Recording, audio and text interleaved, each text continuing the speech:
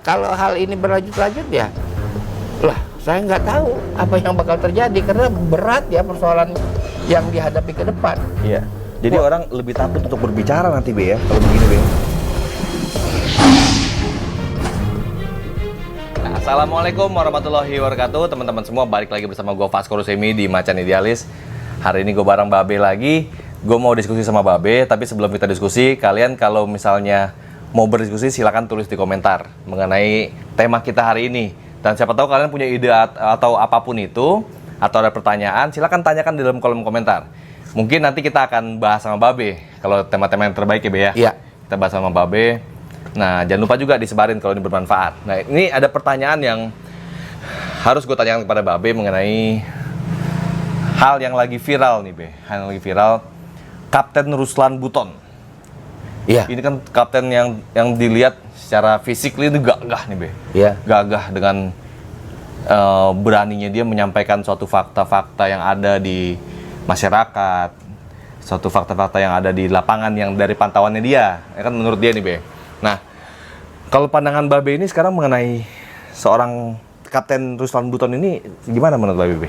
Gini, kalau di dalam teori ya, suatu perjuangan itu mencari martir. Martir ya. Martir itu tidak mesti korban tewas. Tidak mesti begitu. Mencari seorang yang betul-betul ditokohkan atau diidolakan sebagai pembawa hati nurani rakyat, sebagai pembawa aspirasi rakyat. Kita melihat gerakan Orde Baru itu kan ada martir namanya Arif Rahman Hakim, kan itu ya. Itu yang menyebabkan dia menjadi sentral figur almarhum Arif Rahman Hakim pada waktu itu. Lalu kita melihat Era Orde Lama?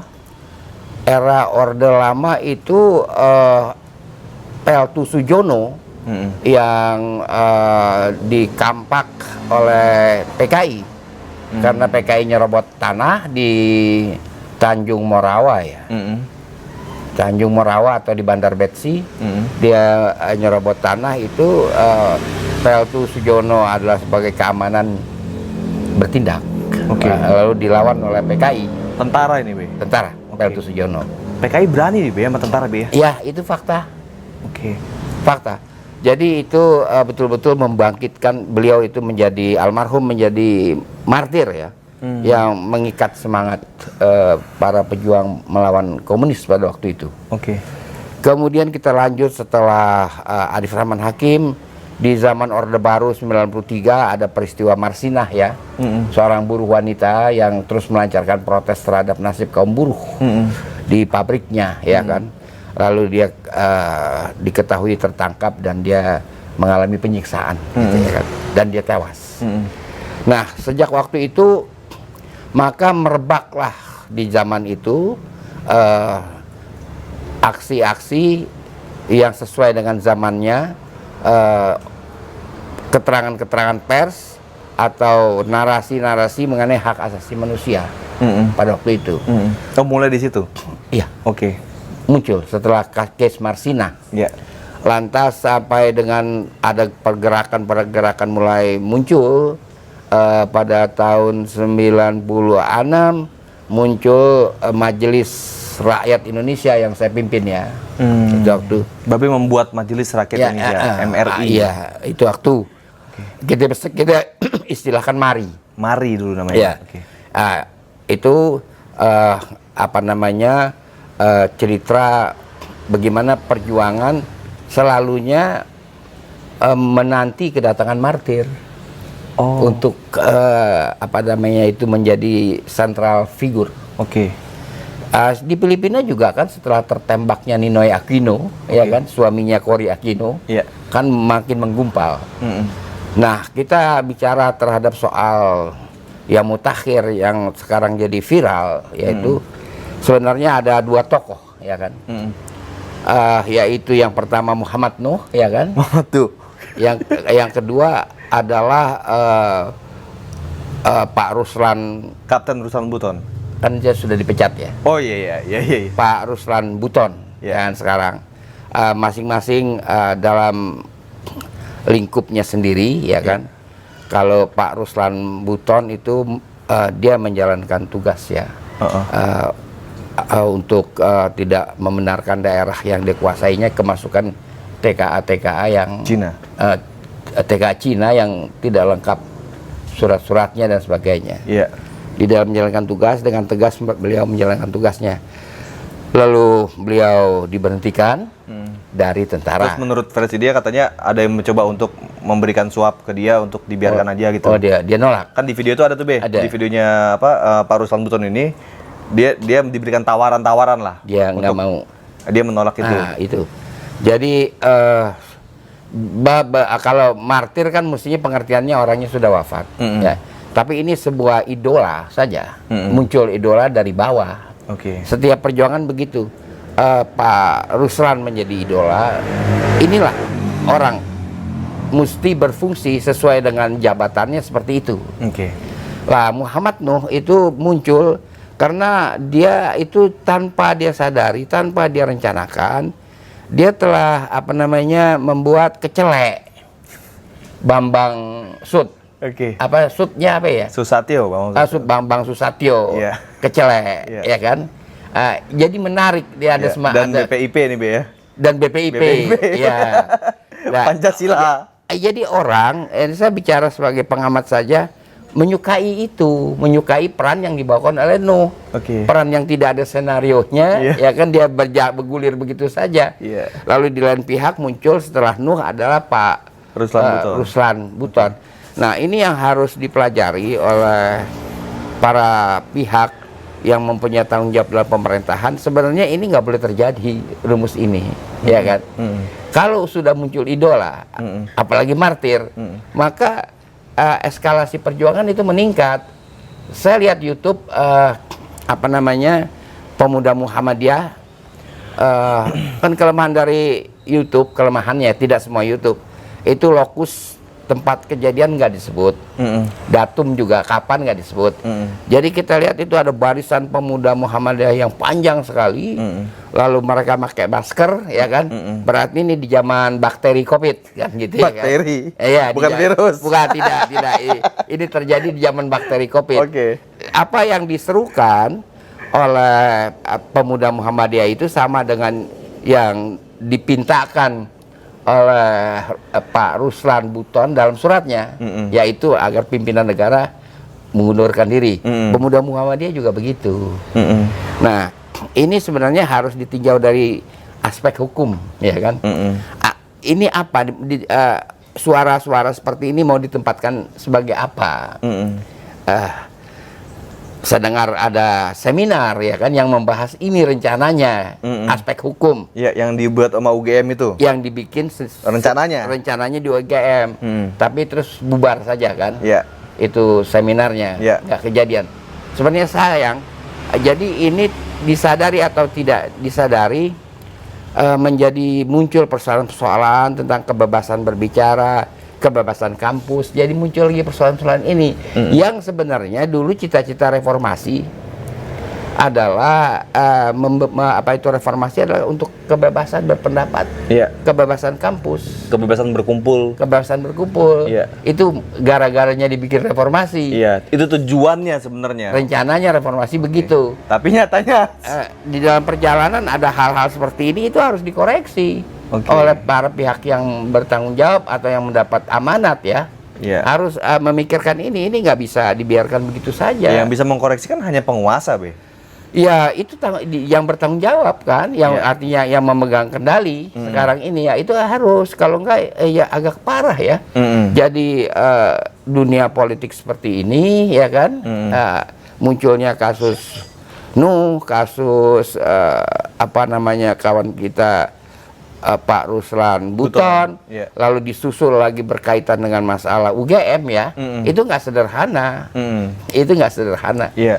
masalah UGM itu. Jadi ini jadi pertanyaan itu, lantas kampus untuk apa, ya kan? Terus terang aja UGM juga harus berkaca ya, kan sekarang lagi banyak disebut-sebut, orang kan berbisik-bisik, wah tuh bapak UGM, ya kan? Di mana-mana orang lagi bisik-bisik soal UGM kan. Tahu-tahu UGM Malah UGM yang main begitu. Nah itu harus ada introspeksi UGM. Iya. Ya kan, saya bukan karena saya UI, saya ngomong ini enggak, ya kan? Enggak.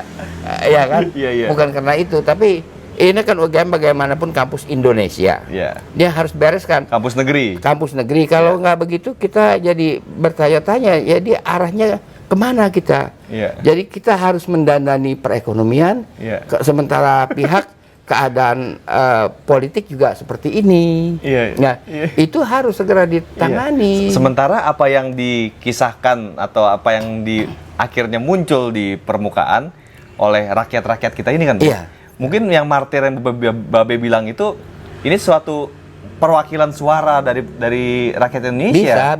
Bisa. Itulah apa namanya itu tadinya mereka merupakan namanya silent majority, ya kan? Iya.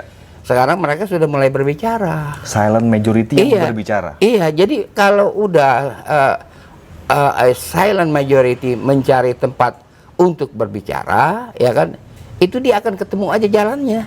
Oke. Akan ketemu jalannya, batasi sini, batasi situ, batasi sini, tetap jebol juga. Iya. Seperti kita pernah cerita tentang perestroika. Iya. Itu fotokopi aja yang main. Fotokopi pada masa itu kan? Pada ya? masa Oke. itu. Nah, ini juga sekarang dicegat sana, cegat sini, orang akan bicara juga. Akan mencari jalannya sendiri. Iya. Kita jangan lupa dalam kasus Idul Fitri kemarin kan? Iya. Virtual. Iya. Tahu-tahu orang membludak juga mencari tempat-tempat sembahyang kan? Iya. Nah, itu akan mencari jalan sendiri gitu. Oh, jadi memang orang-orang yang sudah ibaratnya ini agak ibaratnya orang lagi nahan buang air besar gitu kan, Be. Iya. Mau nggak mau keluar juga itu barang kalau kita tahan-tahan. Iya, ya artinya ya kita nggak bisa menahan suara aspirasi dari kelompok katakanlah silent majority. Silent majority. Ini Itu. silent majority Silent menurut Babe? majority, iya. Bukan silent minority nih. Enggak. Silent majority. Karena lebih banyak orang pada diam, cuman Iya. nggak mau ngomong. Mengenai PSBB kan juga banyak orang yang kecewa, macam-macam lah, ya Ya, kan? dan akhirnya kan memang dukungan terhadap kayak Ruslan Buton dan M. Nuh ini semakin Membesar. Berarti Membesar. Babe simpulkan itu silent majority berarti. Silent ini barang. majority, iya. Oh, Jadi oke. membesar. Bagaimana seorang Nuh itu menjadi tokoh, ya kan? Iya. Juga Pak Ruslan Buton Iya. menjadi tokoh, kan? Iya, Sekarang ini. Belum lagi dialog-dialog yang dibuat oleh UGM dan Muhammadiyah itu, Iya. ini kan menarik, Bre. Lah itulah, jadi itu yang harus difikirkan, nggak mudah kalau udah sampai dalam titik ini ya. Apalagi nanti dia bisa terjadi titik temu antara kekecewaan politik dan kekecewaan ekonomi, itu berat. Kekecewaan politik dan kekecewaan ekonomi. Bertemu. Jadi ketemu, mencari titik temu dia. Oke. Ada orang yang kecewa terhadap politik, ada orang yang kecewa terhadap iya, ekonominya. iya, Ada irisannya di situ. Iya, dia ada titik singgung. Oke. Kan Titik Anda singgung dari itu yang justru teknik. malah menggabungkan semuanya Iya, gitu ya. ada titik singgung. Ini saat garis ini Iya. kekecewaan ekonomi, saat garis ini kekecewaan politik, dia Iya. akan ada titik singgung. Iya, dan Gitu. itu bisa satu gerakan itu ya. Iya, itu kalau itu terjadi itu berat, dan tugas kita ini hanya mengingatkan saja Iya. dengan bicara seperti ini. Iya. Kalau hal ini berlanjut-lanjut ya, saya nggak tahu apa yang bakal terjadi karena berat ya persoalan yang dihadapi ke depan. Iya. Jadi orang lebih takut untuk berbicara nanti, Be, ya, kalau begini, Be, ya. Kalau berbicara nggak bisa dihentikan sama sekali, ya kan, karena bagaimanapun juga pada tahun 56 itu Hongaria begitu tertutup, begitu ketat gitu, itu kok ada novel Milovan Djilas. Nah, yang pengarang pujangga Milovan Djilas itu tetap ada kali itu ya. Itu akan mencari jalan sendiri, akan mencari ventilasinya sendiri kalau itu. Jadi ini memang betul-betul fenomena yang dirasakan oleh silent majority nih. Yes, saya rasa begitu. Dan itu mesti review. Pihak yang mengendalikan kekuasaan sekarang mesti review. Nggak apa-apa mereview bagaimana menyelesaikan secara baik-baik persoalan Ruslan Buton. Itu menurut saya. Ini menarik banget ya teman-teman ya. Jadi gue pengen tahu pandangan kalian seperti apa sih mengenai fenomena kali ini, mengenai Ruslan Buton, mengenai M. Nuh, dan mengenai ya kemarin ada di diskusi UGM yang akhirnya dibatasi, lalu Dibatasi ya bubar. dibubarkan lah, Be. Iya. Ntar kita disalahin juga, kita ngomong Iya. dibubarin, emang bener dibubarin. Nah, pandangan kalian gimana mengenai kondisi dan fenomena tersebut? Di saat cita-cita reformasi yang tadinya kita mencita-citakan untuk ingin hidup lebih berdaulat, ingin hidup lebih mudah bersuara gitu kan, Be, mudah berpendapat, tidak dihalang-halangi, berkumpul pun tidak dihalang-halangi, tapi ini kok keluar dari cita-cita reformasi ini, Be? Iya, sebenarnya udah jauh, Jauh ini, dari reformasi. Saya sendiri nggak ikut reformasi ya. Nggak ikut reformasi, saya nonton aja Oh, iya. reformasi. Tapi setahu saya reformasi nggak seperti Bukan ini tujuannya. gitu. Iya. Ya teman-teman, tulis komentar kalian di bawah, pandangan kalian gimana soal ini semua. Bagikan ke sosial media kalian semua kalau ini bermanfaat. Like videonya, subscribe channelnya, klik tombol loncengnya. Sekarang kita survei kecil-kecilan. Setuju nggak kalian mengenai pendapat Babe kali ini? Tulis di komentar ya. Assalamualaikum warahmatullahi wabarakatuh.